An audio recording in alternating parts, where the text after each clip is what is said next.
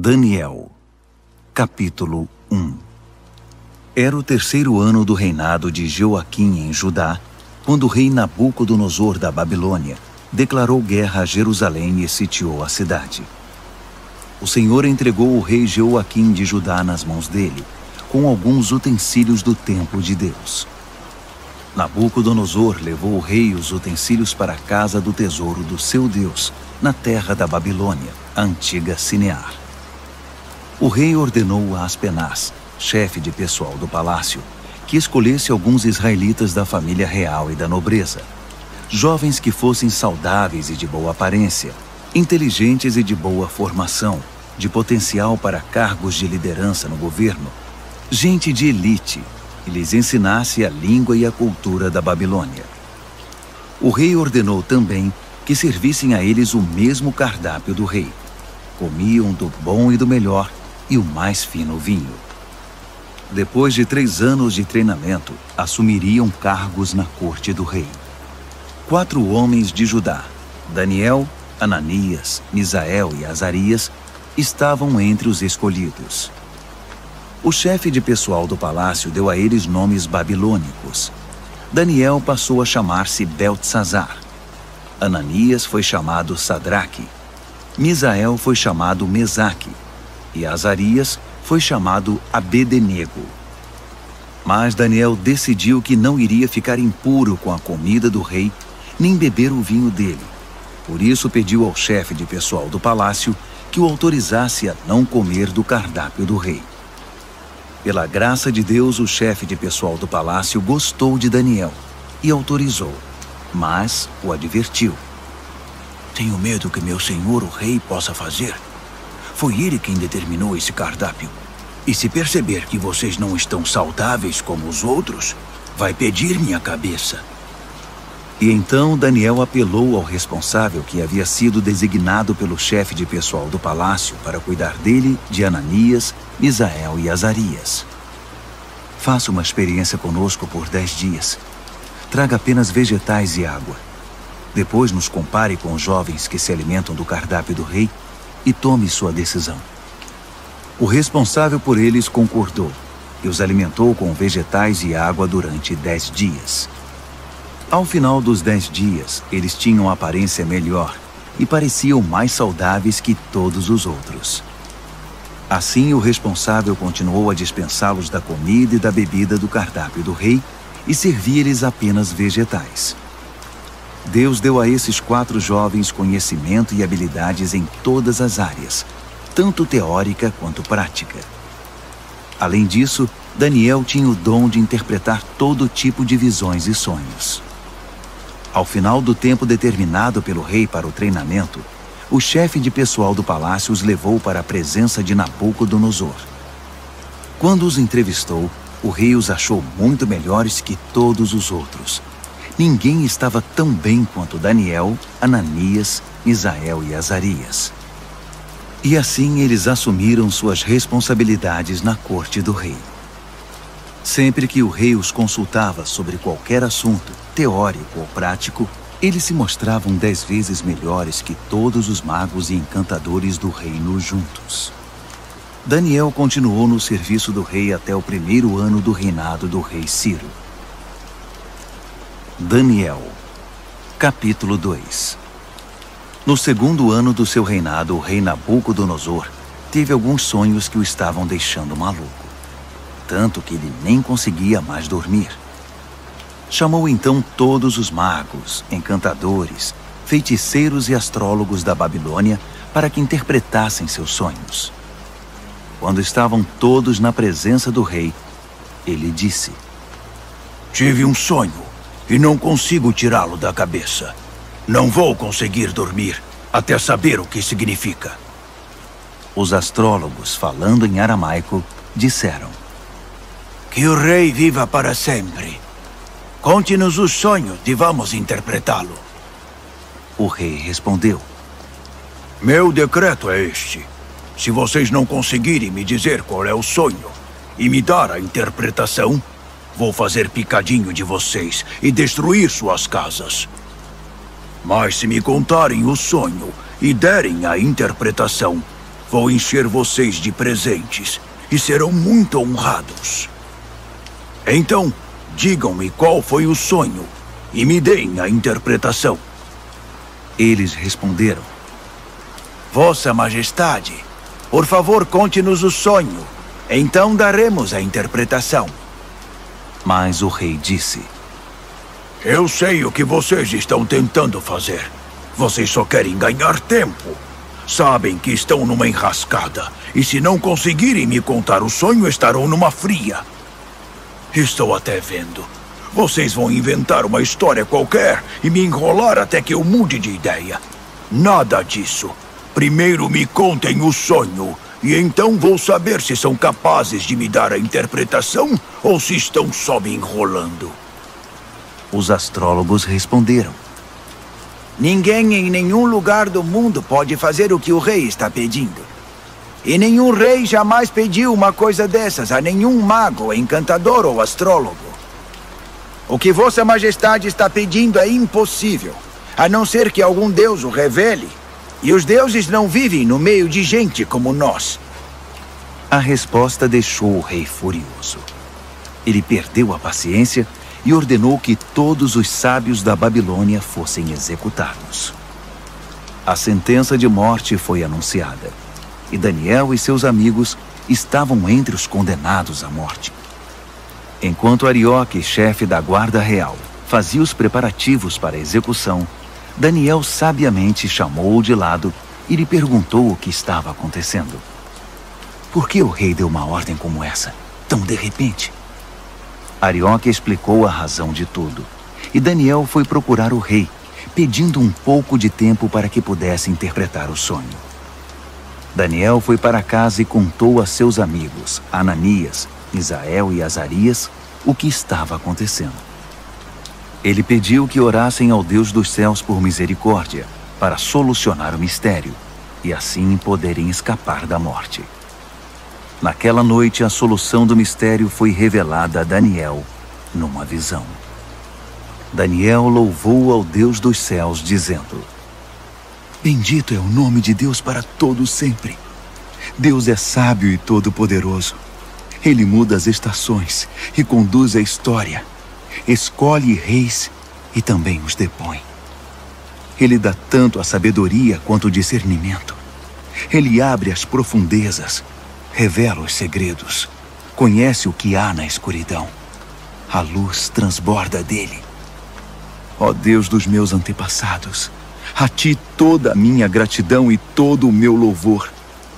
Tu me tornaste sábio e forte, e agora nos mostraste o que pedimos. Tu resolveste o mistério do rei. Assim Daniel voltou a falar com Arioque, o encarregado da execução. Ele disse: Cancele a execução. Leve-me ao rei. Eu vou interpretar o sonho dele. Arioque não perdeu um minuto. Correu ao rei, levando Daniel com ele, e disse: Achei um homem entre os exilados de Judá que pode interpretar o sonho. O rei perguntou a Daniel, cujo nome babilônico era Beltesazar: Você tem certeza de que pode fazer isto? Contar o sonho e interpretá-lo? Daniel respondeu ao rei: Nenhum homem pode decifrar o mistério do rei, quem quer que seja, sábio, encantador, mago ou astrólogo. Mas há um Deus no céu que revela os mistérios. E ele me revelou. Ele está mostrando ao rei Nabucodonosor o que vai acontecer no futuro. Este é o sonho que o rei teve, a visão que encheu sua mente. Enquanto Vossa Majestade estava deitado na cama, ó rei, vieram ideias sobre o que vai acontecer no futuro. Aquele que revela mistérios mostrou ao rei o que vai acontecer. Mas a interpretação foi dada por meu intermédio, não porque eu seja mais sábio que qualquer outra pessoa, mas para que o rei saiba o que significa e entenda o que sonhou. O que viu, ó rei, foi uma enorme estátua em pé na sua frente, muito impressionante, mas também apavorante. A cabeça da estátua era de ouro puro, o peito e os braços eram de prata, o ventre e os quadris eram de bronze, as pernas eram de ferro, e os pés eram uma mistura de barro com ferro. Enquanto você estava olhando para a estátua, uma pedra que se soltou por si só da montanha, sem que ninguém o fizesse, atingiu a estátua, esmigalhando os pés de ferro e barro. Então tudo desmoronou e ficou em pedaços. O ferro, o barro, o bronze, a prata e o ouro. Ficou tudo como restos amontoados, relegados ao esquecimento. Mas a pedra que atingiu a estátua tornou-se uma grande montanha que dominava o horizonte. Esse foi o sonho. Agora vamos à interpretação do sonho. Ó Rei, Vossa Majestade é o soberano mais poderoso da terra. O Deus do céu deu tudo ao Senhor: governo, poder, força e glória. Ele o designou responsável pela humanidade e por todos os animais do campo e as aves do céu, no mundo todo. O rei é o cabeça de todos os governantes. É a cabeça de ouro. Mas seu reino será tomado por outro reino, inferior ao seu, e este por um terceiro, o reino de bronze, que governará toda a terra. Por fim, um quarto reino, forte como o ferro, assumirá o poder. Assim como o ferro despedaça tudo que atinge, esse vai quebrar, esmigalhar e pulverizar todos os reinos anteriores. Mas os pés e os dedos dele, que são uma mistura de ferro e barro, significam que o reino será dividido, mas ainda haverá a força do ferro. Assim como os dedos eram de ferro e de barro, o reino terá uma parte forte e outra frágil. Esse reino fará alianças, mas não darão certo. Não conseguirá se unir a nenhum outro reino, assim como o ferro e o barro não se misturam. Mas no tempo desses reinos, o Deus do céu edificará um reino que nunca será destruído, nem nunca será dominado por outro.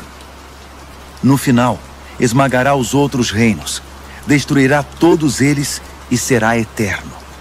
Será como a pedra que se soltou por si só da montanha, sem que ninguém o fizesse, que esmigalhou o ferro, o bronze, o barro, a prata e o ouro.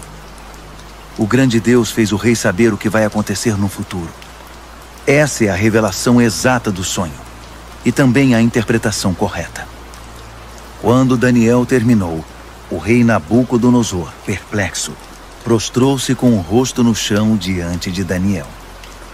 Ele ordenou uma oferta de sacrifícios e de incenso em honra a Daniel e declarou: Seu Deus realmente é o Deus de todos os deuses, o Senhor de todos os reis, e Ele revela todos os mistérios. E eu sei, porque você decifrou o mistério. Então o rei promoveu Daniel a um elevado cargo no reino. Encheu-o de presentes e o empossou como governador de toda a província da Babilônia e chefe de todos os sábios da Babilônia. A pedido de Daniel, o rei designou Sadraque, Mesaque e Abednego para postos administrativos em toda a Babilônia, enquanto Daniel permaneceu no palácio real. Daniel, capítulo 3. O rei Nabucodonosor construiu uma estátua de ouro com 27 metros de altura e 2 metros e 70 centímetros de largura. Ele a ergueu na planície de Dura, na província da Babilônia. Em seguida ordenou a todos os líderes importantes da província que comparecessem à cerimônia de dedicação da estátua. Todos vieram para a cerimônia e tomaram seus lugares diante da estátua que Nabucodonosor havia erguido. Um arauto apareceu e proclamou em voz alta: Atenção, todos! Ouçam vocês de todas as raças, cores e crenças. Quando ouvirem o som da trombeta, do pífaro, da cítara, da harpa, do saltério e da flauta dupla, dobrem os joelhos e adorem a estátua de ouro que o rei Nabucodonosor ergueu. E quem não se ajoelhar, não adorar a estátua, não importa quem seja, será lançado imediatamente na fornalha. O som começou a tocar. Todos os instrumentos musicais da Babilônia e gente de todas as raças, cores e crenças dobraram os joelhos e adoraram a estátua de ouro que o rei Nabucodonosor havia erguido. Foi então que os astrólogos da Babilônia se manifestaram e acusaram os judeus. Eles disseram ao rei Nabucodonosor: Que o rei viva para sempre. Vossa Majestade deu ordens severas para que, ao ouvir o som tocar, deveríamos nos ajoelhar e adorar a estátua de ouro. E quem não o fizesse seria jogado na fornalha. Mas os judeus, Sadraque, Mesaque e Abednego, a quem o rei designou cargos elevados na província da Babilônia, ignoraram a ordem, ó rei. Eles não respeitam os nossos deuses e se negam a adorar a estátua de ouro que mandou erguer. Furioso, o rei Nabucodonosor ordenou que Sadraque, Mesaque e Abednego fossem trazidos. E quando eles chegaram, Nabucodonosor perguntou: Sadraque, Mesaque e Abednego, é verdade que vocês não respeitam meus deuses e se negam a adorar a estátua de ouro que mandei erguer? Vou dar a vocês uma segunda chance, mas a partir de agora, quando o som começar a tocar, vocês devem se ajoelhar e adorar a estátua. E se não o fizerem, serão jogados numa fornalha e ponto final. E que Deus vai livrá-los de mim? Sadraque, Mesaque e Abednego responderam: Sua ameaça não nos assusta. Se nos jogar na fornalha, o Deus que servimos pode nos salvar, não só da fornalha, como de qualquer outra coisa. E mesmo que ele não o faça, não importa, ó rei. Ainda assim, não vamos servir aos seus deuses, nem adorar a estátua de ouro que mandou erguer. Nabucodonosor estava prestes a explodir de tanta raiva. Imediatamente ordenou que a fornalha fosse aquecida 7 vezes mais que o normal e que alguns homens fortes do seu exército os amarrassem e os jogassem na fornalha. Sadraque, Mesaque e Abednego, com os pés e mãos amarrados e vestidos em suas roupas, foram jogados na fornalha extremamente quente. Por causa da ordem do rei, a fornalha estava tão quente que só as chamas foram suficientes para matar os homens que carregaram Sadraque, Mesaque e Abednego. E eles acabaram caindo fornalha dentro. De repente, o rei Nabucodonosor levantou-se num salto e perguntou: Não jogamos 3 homens com os pés e as mãos amarrados? Responderam os homens. Isso mesmo, senhor! Exclamou o rei. Vejam, estou vendo 4 homens andando para lá e para cá no fogo, e eles estão bem. E o 4º homem parece um filho dos deuses. Não é possível. Nabucodonosor foi até a entrada da fornalha ardente e chamou: Sadraque, Mesaque e Abednego, servos do Deus Altíssimo, saiam, venham para cá. E Sadraque, Mesaque e Abednego saíram do meio do fogo. Todos os líderes do governo e os conselheiros do rei se reuniram para examiná-los e viram que o fogo não havia causado nenhum arranhão nos 3, nem um fio de cabelo queimado, nem cheiro de fumaça na roupa deles. Nabucodonosor exclamou: Bendito seja o Deus de Sadraque, Mesaque e Abednego! Ele enviou seu anjo e salvou seus servos. Eles confiaram no seu Deus, a ponto de ignorar as ordens do rei e arriscaram sua vida, mas não serviram nem adoraram outros deuses. Por isso decreto: todo, de qualquer lugar, cor, raça ou crença, que disser alguma coisa contra o Deus de Sadraque, Mesaque e Abednego, será despedaçado, e sua casa será destruída. Nunca houve um Deus que salvasse como esse. Então o rei promoveu Sadraque, Mesaque e Abednego na província da Babilônia. Daniel, capítulo 4.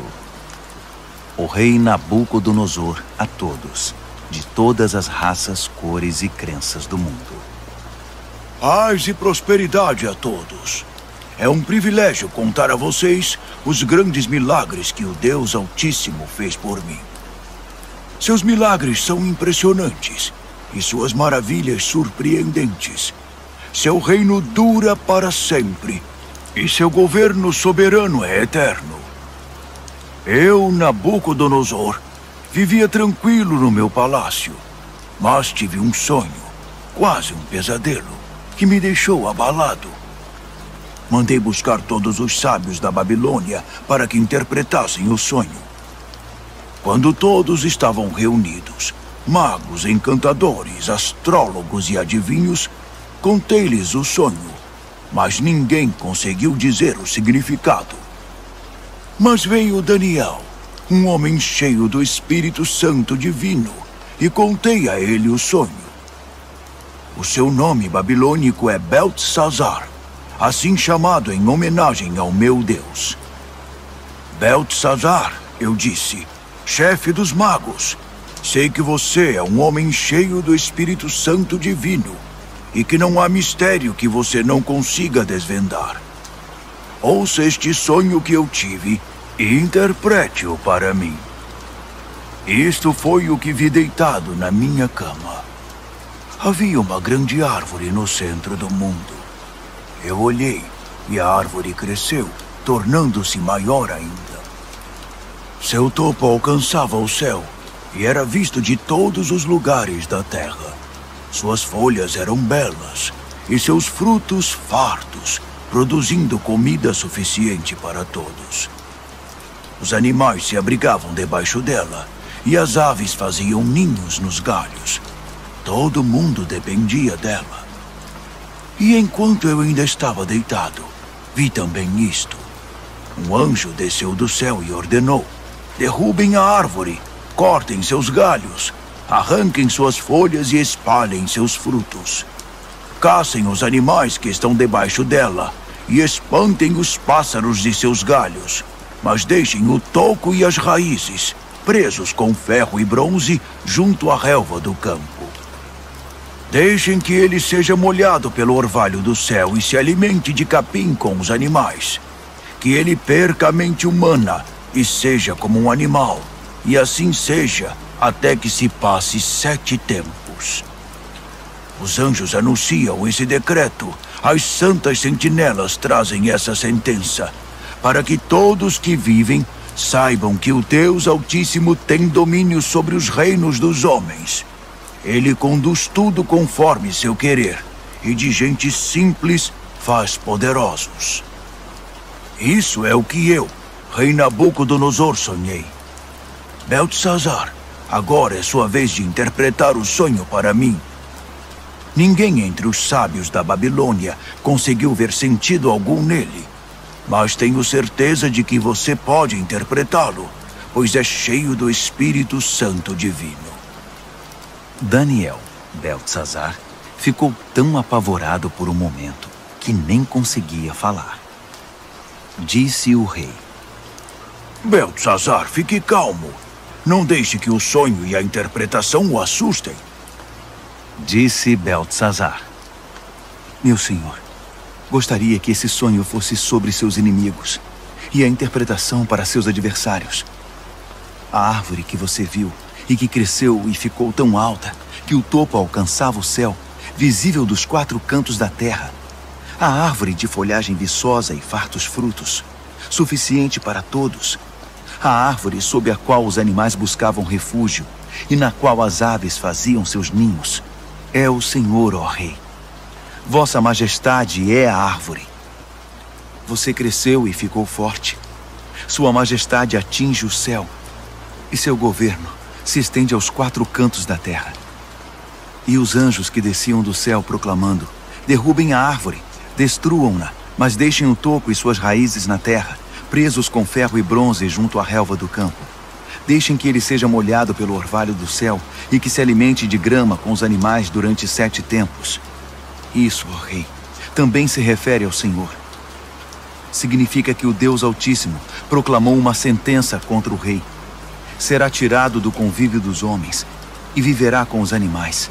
Se alimentará de capim como os bois e se molhará com o orvalho do céu. Isso durará 7 tempos, e o Senhor aprenderá que o Deus Altíssimo tem o domínio dos reinos dos homens e conduz tudo conforme seu querer. A parte sobre o toco da árvore e suas raízes que são deixados significa que seu reino ainda será devolvido depois que o Senhor reconhecer que é Deus quem tem domínio sobre tudo. Portanto, ó rei, aceite meu conselho. Abandone seus pecados e comece a viver diferentemente. Deixe essa vida de maldades. Viva com justiça e cuide dos necessitados e desamparados. Só assim o Senhor continuará a viver tranquilo. Tudo isso aconteceu ao rei Nabucodonosor. Passados apenas 12 meses, ele estava andando pela sacada do Palácio Real na Babilônia e, de repente, exclamou orgulhoso: Olhe para tudo isto. É a grande Babilônia. E eu a construí sozinho, como capital do meu reino para minha honra e glória. Assim que as palavras saíram da sua boca, ouviu-se uma voz do céu: Esse é o decreto contra você, rei Nabucodonosor. Seu reino foi tomado de você. Você será tirado do convívio dos homens. Viverá com os animais do campo e comerá capim como boi. A sentença é para 7 tempos, o suficiente para você aprender que o Deus Altíssimo tem domínio sobre os reinos dos homens e põe no trono quem ele quer. Isso aconteceu imediatamente. Nabucodonosor foi tirado da convivência dos homens, comeu capim como boi e se molhou com o orvalho do céu. Seu cabelo cresceu como as penas da águia, suas unhas como as garras do falcão. Ao final daquele período, eu, Nabucodonosor, olhei para o céu, recobrei o juízo e bendisse o Deus Altíssimo, agradecendo e glorificando ao Deus que vive para sempre. Seu domínio dura para sempre, seu reino nunca será decadente. A vida na terra é insignificante. Deus faz tudo conforme seu querer. Ninguém pode opor-se à sua vontade. Ninguém pode questioná-lo ou desafiá-lo. Ao mesmo tempo em que recobrei o juízo, recuperei a majestade e a glória do meu reino. Todos os líderes e gente importante vieram me ver. Fui restabelecido como rei no meu reino e me tornei maior que antes. E é por isso que eu, Nabucodonosor, canto e louvo ao Rei do Céu. Tudo o que ele faz é justo, e ele o faz da maneira certa. Ele sabe como tratar gente orgulhosa e tem o poder para torná-los humildes. Daniel, capítulo 5. O rei Belsazar convidou 1000 de seus nobres para um grande banquete. O vinho era muito bem servido. Então Belsazar, que já estava alto por causa do vinho, ordenou que as taças de ouro e prata que seu pai Nabucodonosor havia tomado do templo de Deus em Jerusalém fossem trazidas para que ele, seus nobres, suas mulheres e concubinas pudessem beber nelas. Quando as taças de ouro e prata foram trazidas, o rei, os nobres e aquelas mulheres começaram a usá-las. Beberam seu vinho e, já bêbados, louvaram seus deuses de ouro, prata, bronze, ferro, madeira e pedra. Naquele exato momento, os dedos de uma mão humana apareceram e começaram a escrever na parede rebocada do palácio, na parte mais iluminada. Quando o rei viu a mão escrevendo na parede, ficou pálido, muito assustado. Suas pernas ficaram bambas, tremiam sem parar, e os joelhos batiam um no outro. Ele gritou para que chamassem os encantadores, os astrólogos e os adivinhos, e prometeu: Quem conseguir ler esta escrita na parede e me disser o que significa, será famoso e rico. Ganhará um manto de púrpura e uma bela corrente de ouro, e será o terceiro mais importante do reino. Todos tentaram, mas ninguém conseguiu enxergar um sentido nas palavras escritas na parede. Ninguém conseguia entender o que estava escrito, muito menos interpretá-lo. Então o rei ficou apavorado, pálido, em completo estado de choque.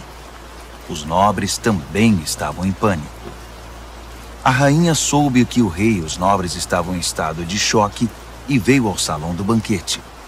Ela disse: "Que o rei viva para sempre. Não se assustem, não fiquem aí sentados pálidos desse jeito. Há um homem no reino que é cheio do Espírito Santo divino. Durante o reinado do seu pai, ele ficou conhecido pelo seu brilho intelectual e por sua sabedoria espiritual.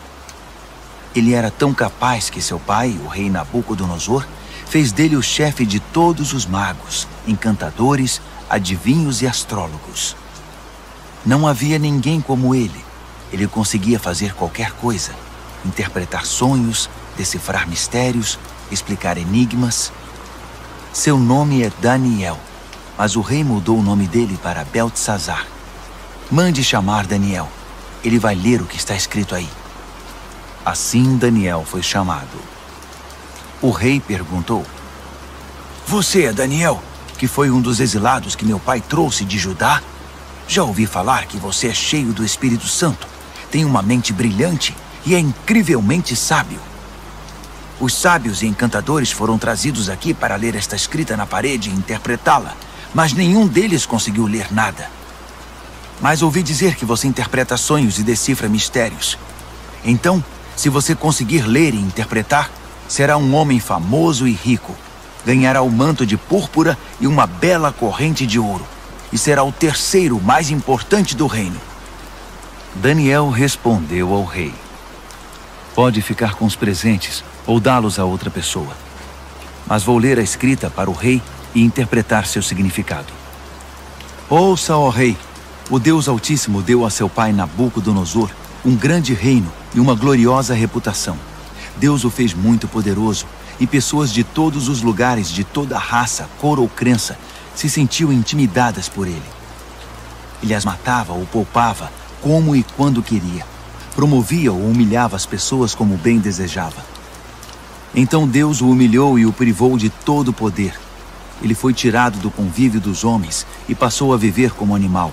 Comeu capim como boi e se molhou com o orvalho do céu até aprender esta lição: que o Deus Altíssimo tem domínio sobre os reinos dos homens e põe no trono quem ele quer. Você é filho dele, sabe de tudo isso, mas é tão arrogante quanto ele no seu pior momento. Olhe para você mesmo. Quer competir com o Senhor do céu? Você mandou buscar as taças sagradas do templo dele só por farra, para que o Senhor, seus nobres, suas mulheres e concubinas pudessem beber nelas. O rei usou as taças sagradas para brindar seus deuses de prata e ouro, de bronze e ferro, de madeira e pedra, deuses cegos, surdos e mudos. Mas tratou com desprezo o Deus vivo, que tem a sua vida nas mãos, desde o nascimento até a morte. Deus enviou a mão que escreveu na parede, e o que está escrito é: Mene, Tekel e Peres. E este é o significado dessas palavras. Mene, Deus contou os dias do seu governo, e suas contas são negativas. Tekel, você foi pesado na balança e está em falta. Peres, seu reino foi dividido e entregue aos medos e persas. Beltesazar fez o que havia prometido. Vestiu o manto de púrpura em Daniel, colocou uma bela corrente de ouro em seu pescoço e o promoveu a terceiro mais importante do reino. Naquela mesma noite, o rei Beltesazar da Babilônia foi morto. Dario, o Medo, tinha 62 anos quando sucedeu como rei. Daniel, capítulo 6. Dario reorganizou seu reino. Ele designou 120 governadores para administrar todas as províncias do reino. Sobre eles havia 3 ministros, e um deles era Daniel. Os governadores se dirigiam aos ministros, que tinham a responsabilidade de manter tudo em ordem. Mas Daniel era cheio de vitalidade e tinha uma inteligência tão superior aos outros ministros e governadores que o rei decidiu designá-lo responsável por todo o reino. Os ministros e governadores se reuniram para ver se descobriam algum ponto fraco de Daniel que pudesse usar contra ele, mas não conseguiram nada.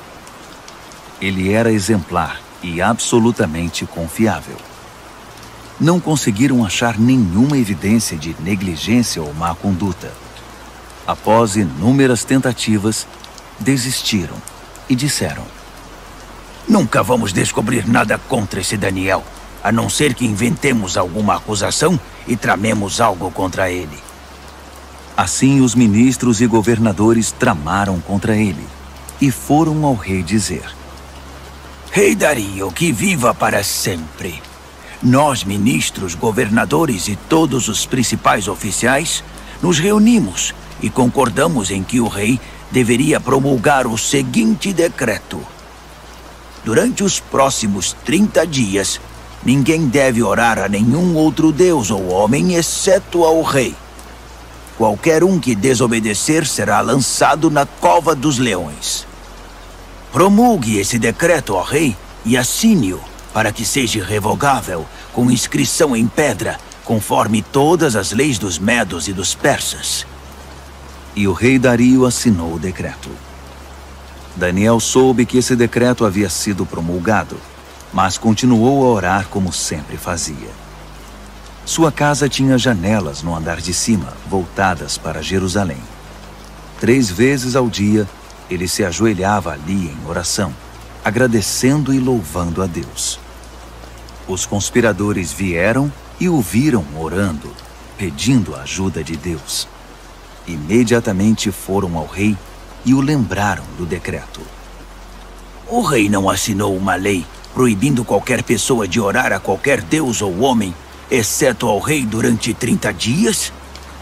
E qualquer pessoa que fosse apanhada fazendo isso seria jogada na cova dos leões?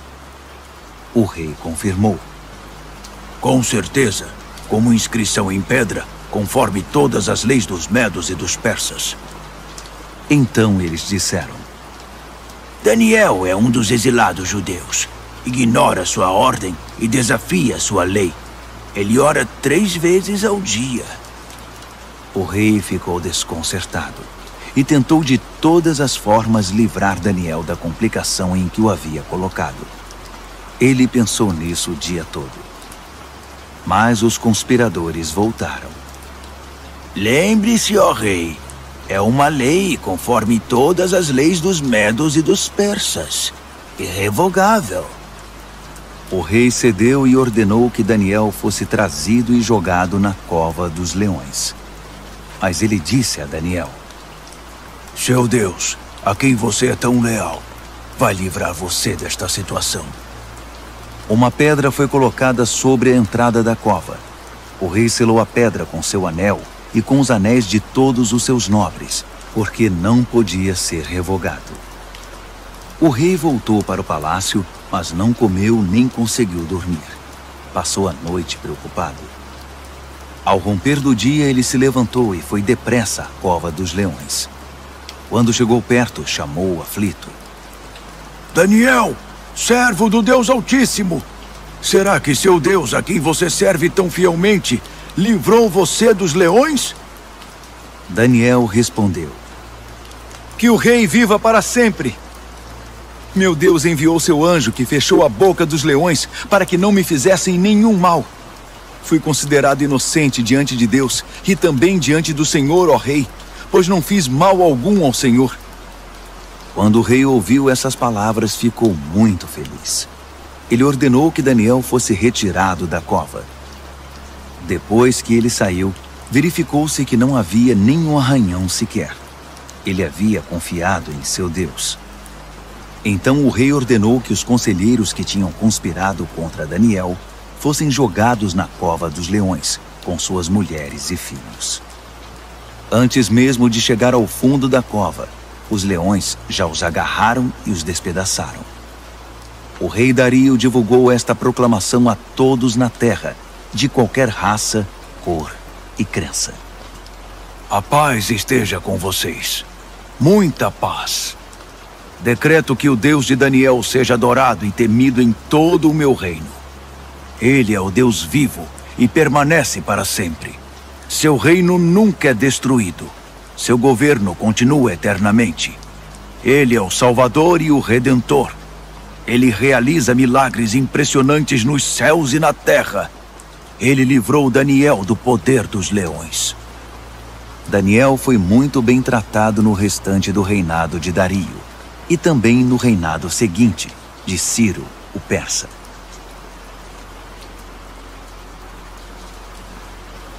Daniel, capítulo 7. No primeiro ano do rei Belsazar da Babilônia, Daniel teve um sonho. O que ele viu enquanto dormia o apavorou. Um verdadeiro pesadelo.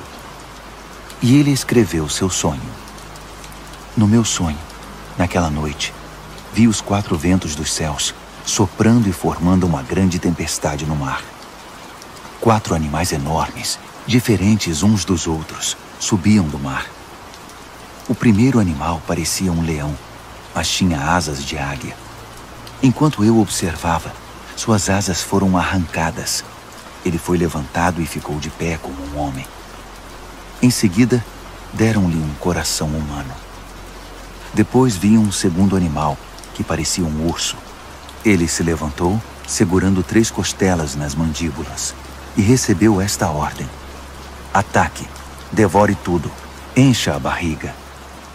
Em seguida vi outro animal. Parecia um leopardo. Tinha 4 asas como de pássaro nas costas. Esse animal tinha 4 cabeças e recebeu autoridade para governar. Depois disso, um 4º animal apareceu no meu sonho. Esse era apavorante, medonho. Tinha enormes dentes de ferro, triturava e devorava suas vítimas. Qualquer coisa que sobrava no chão, ele pisava e esmagava. Era diferente dos outros animais, um verdadeiro monstro. E tinha 10 chifres. Enquanto eu observava os chifres, tentava imaginar o que significavam. Nasceu nele outro chifre, mas este era pequeno. 3 dos chifres que já tinha foram arrancados para dar lugar a ele. Havia olhos humanos no pequeno chifre e uma boca grande que falava com arrogância. Enquanto eu observava tudo isso, tronos foram estabelecidos e um ancião tomou seu lugar. Suas roupas eram brancas como a neve, o cabelo alvo como a lã. Seu trono estava envolto em chamas.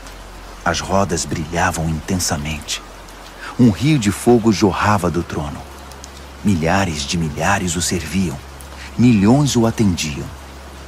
Pediu-se silêncio no tribunal e os livros foram abertos. Continuei observando. O chifre pequeno falava com arrogância e enquanto eu observava, o monstro foi morto e seu corpo foi lançado no fogo. Os outros animais viveram ainda algum tempo, mas não fizeram nada. Não tinham poder para governar.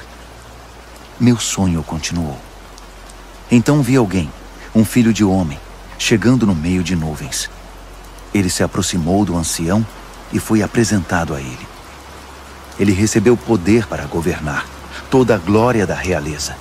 Todas as raças, cores e crenças lhe serviram e o adoraram. Seu reinado será para sempre, não terá fim. Seu governo real nunca será destruído. Mas quanto a mim, Daniel, fiquei perturbado. As visões me deixaram apavorado. Por isso eu me aproximei de alguém que estava perto e perguntei o significado de tudo aquilo. E ele me deu a interpretação. Esses 4 animais enormes, disse ele, significam 4 reinos que aparecerão na terra. Mas a certa altura, o povo santo do Deus Altíssimo receberá o reino e o manterá para sempre. Sim, para sempre. Mas eu queria saber mais. Estava curioso sobre o 4º animal, aquele que era tão diferente dos outros, o monstro medonho com os dentes de ferro e garras de bronze, que engolia o que despedaçava e pisoteava tudo o que via pela frente. E eu queria saber também a respeito dos 10 chifres e do chifre pequeno que nasceu, ocupando o lugar de 3 dos primeiros chifres. Esse novo chifre tinha olhos e com sua boca grande falava de forma arrogante, dominando os outros chifres. Observei que esse chifre fazia guerra contra o santo povo de Deus e levava vantagem sobre eles. Mas o ancião interveio e decidiu a favor do povo do Deus Altíssimo. No final, o povo santo de Deus assumiu o controle do reino. A pessoa que estava perto de mim explicou: o quarto animal é o quarto reino que aparecerá na terra. Será diferente dos 3 primeiros, um reino monstruoso que devorará e pisoteará todos à sua volta. Os 10 chifres são 10 reis, um após o outro, que procederão desse reino. Mas então, outro rei aparecerá. Ele será diferente dos reis anteriores. Começará derrubando os outros reis e blasfemando contra o Deus Altíssimo. Ele perseguirá os seguidores do Deus Altíssimo e tentará eliminar a adoração sagrada e a prática da justiça. O santo povo de Deus será perseguido por ele durante um tempo, 2 tempos e meio tempo. Mas quando for feito silêncio no tribunal, o chifre não terá mais o seu poder e será destruído definitivamente. O governo real, a autoridade e a glória de todos os reinos debaixo do céu serão entregues ao povo do Deus Altíssimo, e esse governo durará para sempre. Todos os outros governantes irão servir e prestar obediência a ele. O sonho acabou assim, e eu, Daniel, continuei chocado, como alguém que tinha acabado de ver um fantasma, mas guardei tudo para mim. Daniel, capítulo 8. No 3º ano do reinado de Belsazar, eu, Daniel, tive outra visão. Era a 2ª visão. Nessa visão, eu me vi em Suzã, a capital da província de Elão, diante do canal Ulai. Ao olhar em volta, fiquei surpreso de ver um carneiro diante de mim. O carneiro tinha 2 chifres enormes, um maior que o outro, mas o chifre maior foi o último a aparecer. Fiquei observando enquanto o carneiro avançava, primeiro para o oeste, depois para o norte e então para o sul. Nenhum animal conseguia enfrentá-lo. Ele fazia o que queria e, todo arrogante, posava de rei dos animais. Enquanto eu observava, tentando entender o significado de tudo aquilo, vi também um bode, que tinha um enorme chifre no meio da testa. Ele vinha do oeste e percorreu toda a terra, sem tocar o solo uma única vez. O bode aproximou-se do carneiro de 2 chifres que eu tinha visto antes diante do canal e o atacou ferozmente. Observei enquanto ele, louco de raiva, atacava o carneiro. A violência era tanta que ele lhe quebrou os 2 chifres. O carneiro não conseguiu resistir. O bode o derrubou e o pisoteou. Nada pôde salvar o carneiro. Então o bode tornou-se cada vez mais arrogante, e no auge do poder, seu chifre imenso se quebrou, e 4 outros chifres enormes surgiram no lugar, apontando para o norte, o sul, o leste e o oeste. De um desses grandes chifres surgiu outro chifre pequeno, mas o seu poder cresceu até atingir o sul e o leste, e a querida terra prometida. Cresceu tanto que atingiu as estrelas, o exército celestial, e lançou algumas delas na terra e as pisoteou. Ele ousou até desafiar o poder de Deus, o príncipe do exército celestial. Ele acabou com a adoração diária e profanou o santuário. Como castigo pelos seus pecados, o santo povo de Deus também foi atacado por ele. O chifre desprezou a verdade de Deus. Extremamente arrogante, dominou tudo o que via pela frente. Naquele momento ouvi 2 anjos conversando. O primeiro perguntou: quanto tempo vai durar isso? Sem adoração diária, esse castigo devastador pelo pecado? E o povo de Deus e o santuário vão continuar sendo desprezados e pisoteados? O outro respondeu: um período de 2.300 tardes e manhãs. Então, o santuário será restaurado. Enquanto eu, Daniel, estava tentando encontrar um sentido no que via, uma figura humana apareceu diante de mim. Ouvi uma voz de homem que vinha do canal de Ulai e chamava: Gabriel, diga a este homem o que está acontecendo. Explique a visão a ele. Ele veio até mim, mas quando se aproximou, fiquei aterrorizado e me prostrei com o rosto em terra. Ele disse: Entenda que esta visão diz respeito ao final dos tempos. Assim que ele falou, eu desmaiei, com o rosto no chão.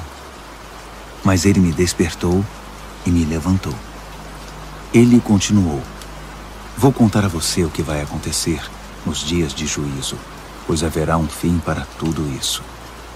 O carneiro de 2 chifres que você viu representa os 2 reis dos medos e dos persas. O bode representa o reino dos gregos, e o chifre enorme na testa dele é o primeiro rei. Os 4 chifres que surgiram no lugar dele, depois que foi quebrado, são os 4 reis que virão depois dele, mas sem o mesmo poder. Quando o reinado deles estiver no fim e as rebeliões se intensificarem, surgirá um rei cruel, um mestre da maldade. Seu poder aumentará imensamente. Ele será arrogante, de fala autoritária, fazendo exatamente o que quer. Derrubará poderosos e santos por todos os lados.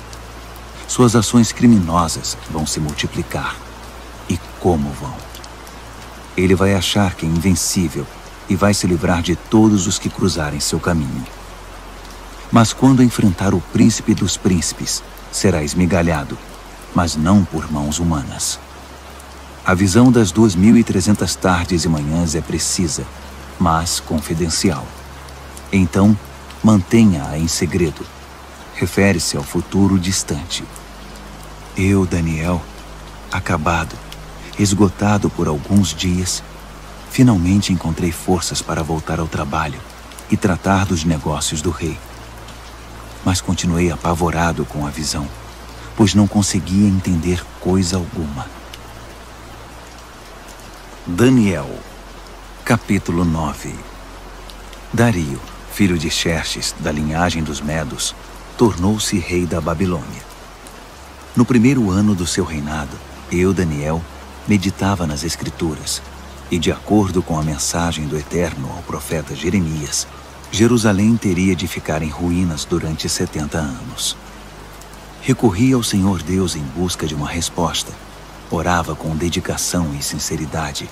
Jejuava, vestia pano de saco e me ajoelhava nas cinzas. Derramei meu coração e abri minha alma para o Eterno, meu Deus. Ó Senhor, grande e soberano Deus, Tu nunca falhas em cumprir a Tua aliança. Nunca desistes daqueles que Te amam e obedecem ao que ordenas. Mas nós pecamos de todas as formas possíveis. Cometemos pecados terríveis, fomos rebeldes, enganamos e pegamos atalhos para fugir dos Teus caminhos. Fizemo-nos de surdos diante dos Teus servos, os profetas, que pregaram Tua mensagem aos nossos reis e líderes, aos nossos pais e a todo o povo da terra. Tu fizeste tudo certo, Senhor, mas tudo que temos a apresentar é culpa e vergonha, todos nós, o povo de Judá, os cidadãos de Jerusalém, Israel no exílio e em todos os lugares por onde fomos espalhados, por ter Te traído. Ah, sim, fomos envergonhados publicamente, todos nós, nossos reis, líderes, pais, diante do mundo.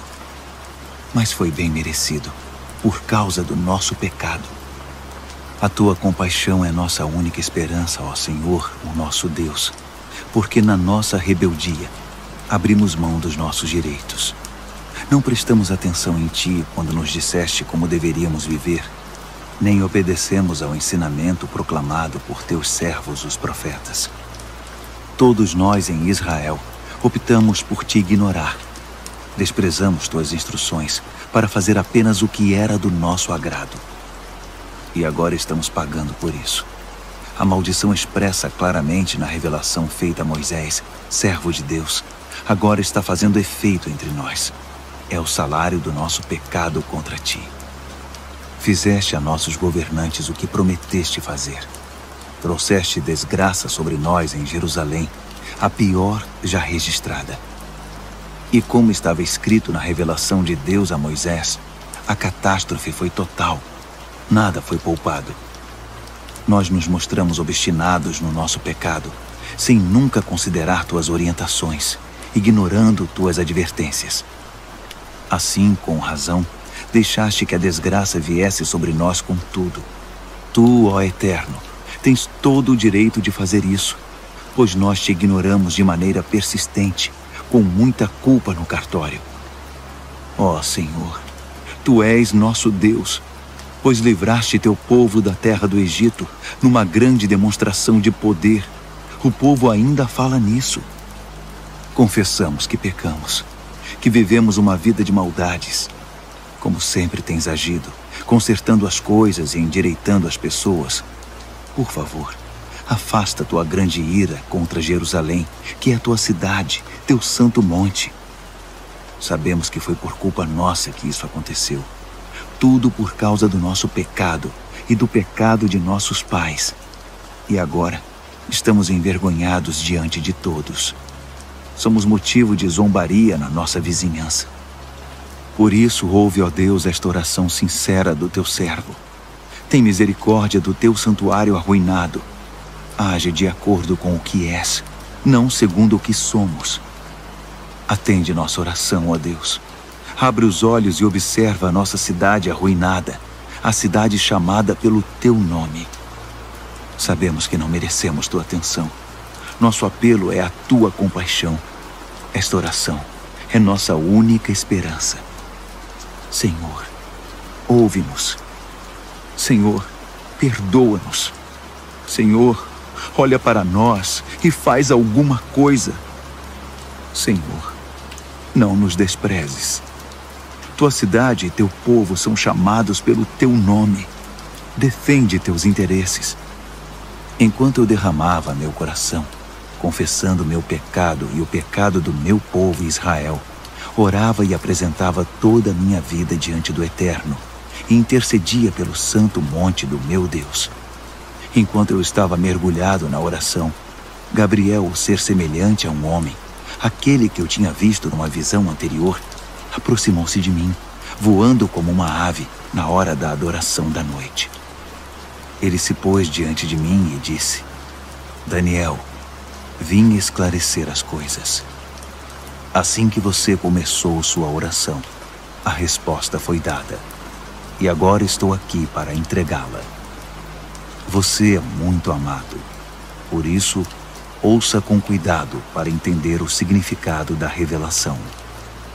70 semanas estão decretadas para seu povo e sua santa cidade, como forma de conter a rebelião, dar fim ao pecado, arrancar o crime pela raiz, estabelecer a justiça para sempre, cumprir a profecia e ungir o lugar santíssimo. Aqui está o que você precisa entender. Desde o momento em que a ordem for dada para a reconstrução de Jerusalém, até a vinda do líder ungido, haverá 7 semanas.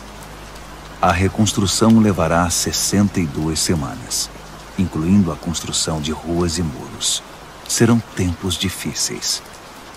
Depois das 62 semanas, o líder ungido será morto.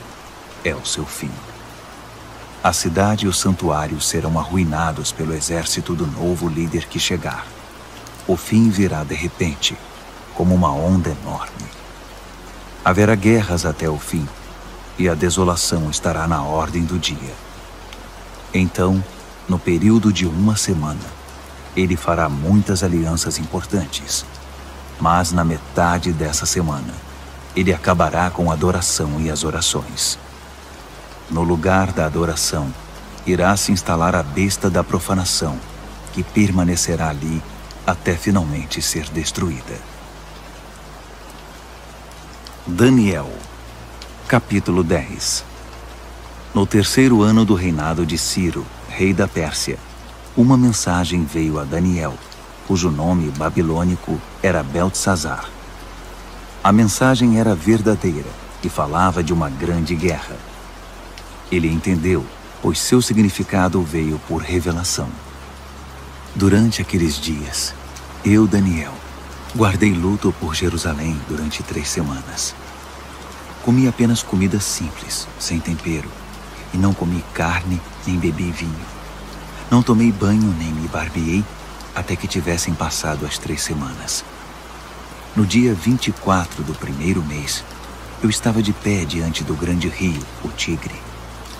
Levantei os olhos e, para minha surpresa, vi um homem vestido de linho, com um cinto de ouro puro na cintura. Seu corpo brilhava como se fosse esculpido de pedra preciosa.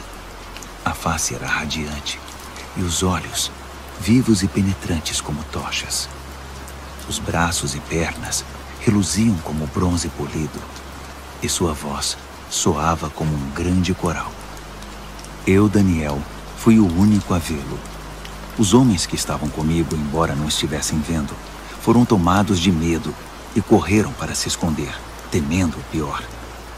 Quando fiquei sozinho depois dessa visão, abandonado pelos meus amigos, meus joelhos ficaram bambos e o rosto pálido, sem força nenhuma.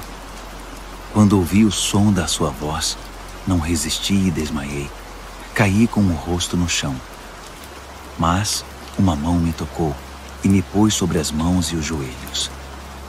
Daniel, ele disse, homem de valor, Deus ama você demais. Levante-se e preste muita atenção à minha mensagem. Fui enviado para falar dela a você. Quando ele disse isso, eu me levantei, mas não conseguia parar de tremer. Fique tranquilo, ele continuou. Não tenha medo. Quando você decidiu se humilhar para receber entendimento, sua oração foi ouvida, e eu me dispus a vir até aqui. Mas fui impedido pelo anjo, que é o príncipe do reino da Pérsia, e isso me atrasou por 3 semanas. Mas Miguel, um dos anjos supremos, veio em meu socorro e ficou ali com o anjo, que é o príncipe da Pérsia. Estou aqui para ajudar você a entender o que vai acontecer com seu povo, pois a visão fala do futuro. Enquanto ele falava, fiquei só olhando para o chão. Não conseguia dizer nada. E fui surpreendido por algo parecido com uma mão humana que me tocou os lábios. Então abri a boca e comecei a falar. Quando vi, fiquei apavorado.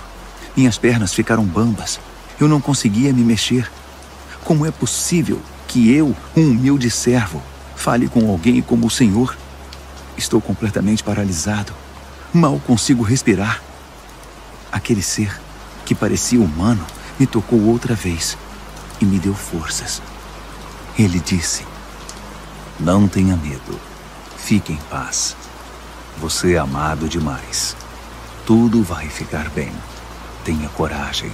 Seja forte. Enquanto ele ainda falava, veio-me coragem e retomei as forças.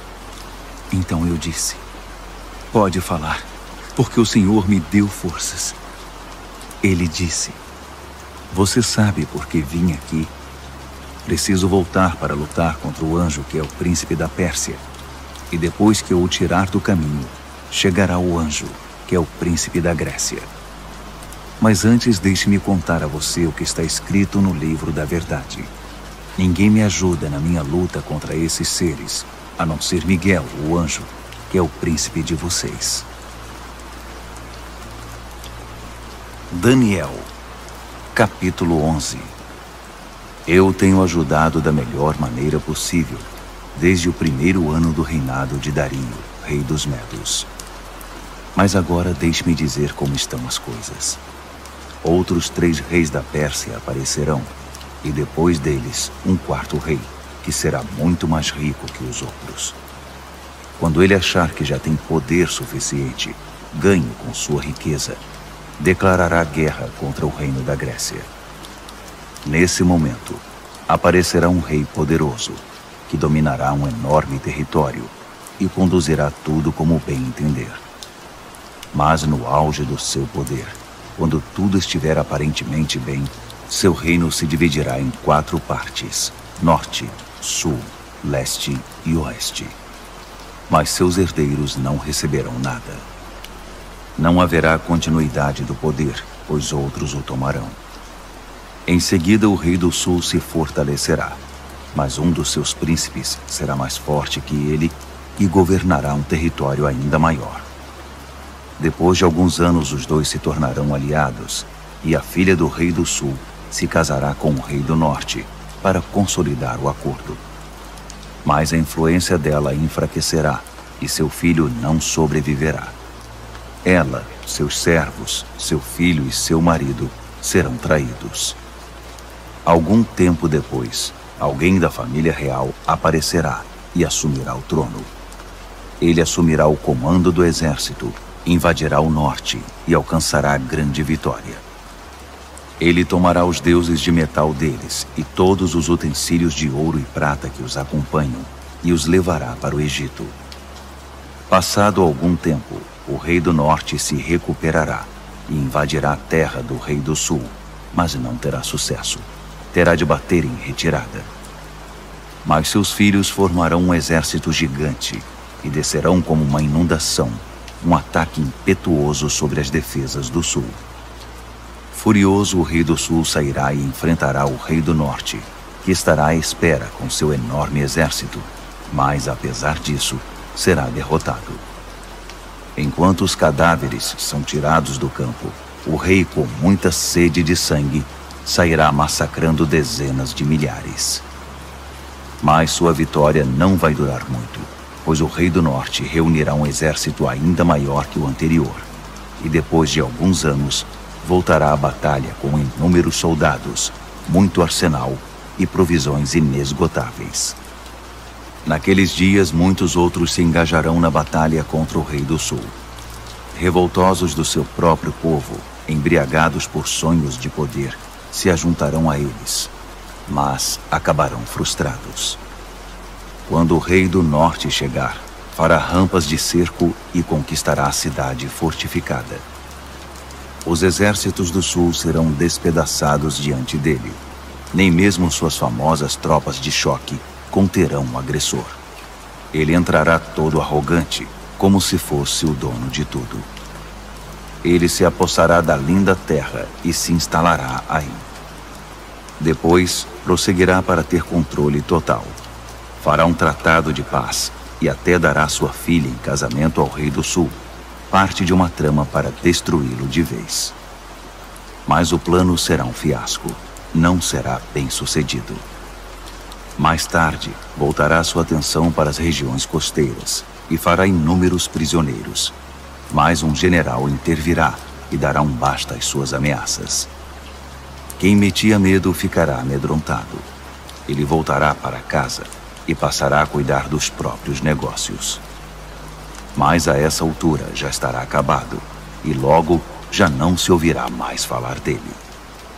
Ele será sucedido por um perdedor, já com seu governo, sua reputação e sua autoridade em frangalhos. Por isso não durará muito. Sairá da história rapidamente, sem nem mesmo ter lutado. Seu lugar será preenchido por um sujeito desprezado e desprezível. Mas ele surpreenderá todos, saindo como que do nada e se apossando do reino. Ele avançará como um rolo compressor, e até o príncipe da aliança será esmagado. Depois de negociar um cessar-fogo, ele violará as condições. Que traidor! Com alguns poucos comparsas, assumirá o controle total. Ele invadirá as províncias mais ricas, quando elas menos esperarem. Ultrapassará todos seus antepassados. Prenderá e saqueará. Viverá com seus amigos num luxo desmedido. Ele fará planos contra as cidades fortificadas, mas não será por muito tempo. Ele ajuntará um grande exército muito bem armado para combater o rei do sul. Em resposta, o rei do sul manterá seu exército, ainda maior, a postos, pronto para a batalha. Mas não será capaz de sustentar essa condição por muito tempo, em razão das intrigas nas próprias fileiras. Sua corte estará minada por tramas e conspirações. Assim seu exército será esmagado, e o campo de batalha ficará coberto de cadáveres. Os dois reis, ambos com planos maldosos um contra o outro, vão se sentar à mesa de conferências e negociarão seus engodos. Nada resultará desse tratado, que não passará de um emaranhado de mentiras. Mas ainda não é o fim.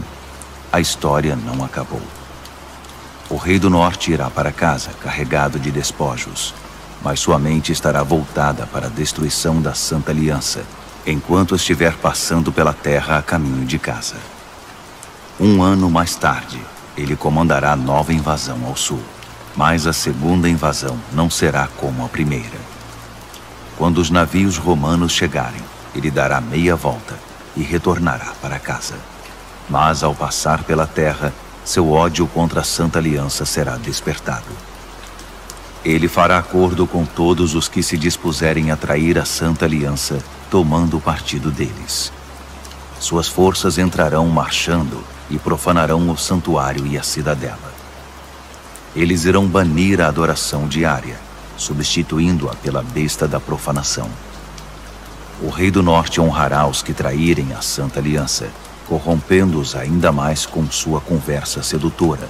Mas os que forem leais a Deus tomarão posição firme a favor de Deus. Os que mantiverem o bom senso ensinarão o bem às multidões pelo exemplo. Eles serão submetidos a provas terríveis durante um certo período.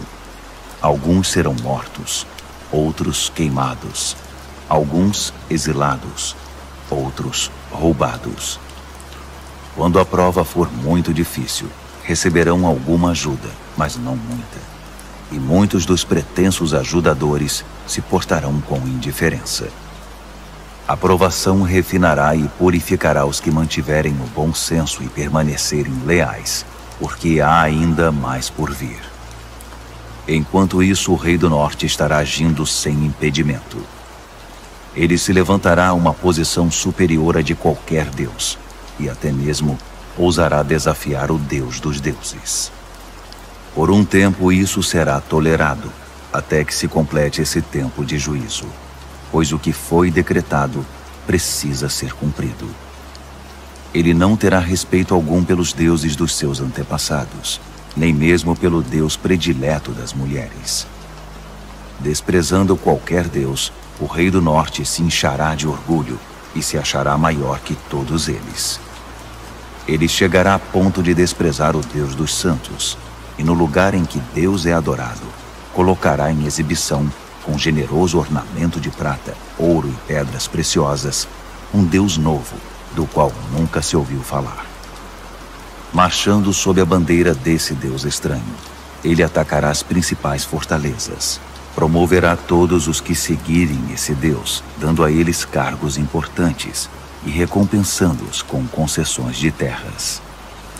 Na conclusão dessa história, o rei do sul o enfrentará, mas o rei do norte se lançará contra ele como um furacão, com seus carros e cavalos e uma grande frota de navios, e varrerá tudo que estiver no seu caminho. Ao entrar na linda terra, as pessoas cairão diante dele como peças de dominó. Só Edom, Moabe e alguns amonitas escaparão. Ele vai avançar, dominando país após país. Nem o Egito escapará. Ele confiscará o ouro, a prata e todos os bens valiosos do Egito. Os líbios e os etíopes cairão com ele. Mas nesse momento, relatos perturbadores virão do norte e do leste e o farão entrar em pânico. Furioso, ele se apressará em suprimir a ameaça. Mas assim que armar suas tendas entre o mar Mediterrâneo e o Monte Santo, inúmeras tendas reais, ele encontrará seu fim. E não haverá uma alma viva por perto para ajudá-lo. Daniel, capítulo 12. Esse será o momento quando Miguel, o grande anjo, que é o príncipe e defensor do seu povo, entrará em cena. Será um tempo de desgraça, a pior desgraça que o mundo já conheceu. Mas seu povo será salvo da desgraça, todos os que tiverem o nome escrito no livro. Uma grande multidão, composta daqueles que já morreram e foram sepultados, acordará. Alguns para a vida eterna, outros para a vergonha eterna. Homens e mulheres que viveram de forma sábia e justa brilharão como a noite sem nuvens, repleta de estrelas. E os que conduziram outras pessoas ao caminho certo brilharão como estrelas para sempre. Este é um relato confidencial, Daniel, para seus olhos e ouvidos somente. Mantenha-o em segredo. Guarde o livro fechado à chave até o final. Nesse ínterim, haverá uma busca frenética para se tentar entender o que está acontecendo. Enquanto eu, Daniel, ouvia tudo isso, apareceram 2 seres, um do lado do rio em que eu estava e o outro do outro lado. Um deles perguntou a um terceiro homem vestido de linho que estava acima das águas do rio: até quando vai continuar essa história intrigante? O homem vestido de linho, que estava acima das águas do rio, levantou as mãos para o céu.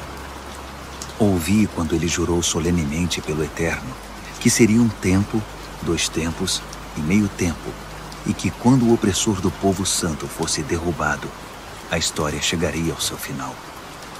Ouvi tudo isso claramente, mas não entendi. Por isso perguntei: Senhor, pode me explicar isso? Continue a fazer o que está fazendo, Daniel. Ele disse: a mensagem é confidencial e será guardada a chave até o fim, até que tudo chegue à sua conclusão. O povo será purificado e renovado, mas os maus continuarão sendo maus, sem ter a menor ideia do que está acontecendo. Já os que viverem de forma sábia e justa entenderão tudo. A partir do momento em que a adoração diária for abolida do templo e a besta da profanação for introduzida no seu lugar, vão se passar 1290 dias.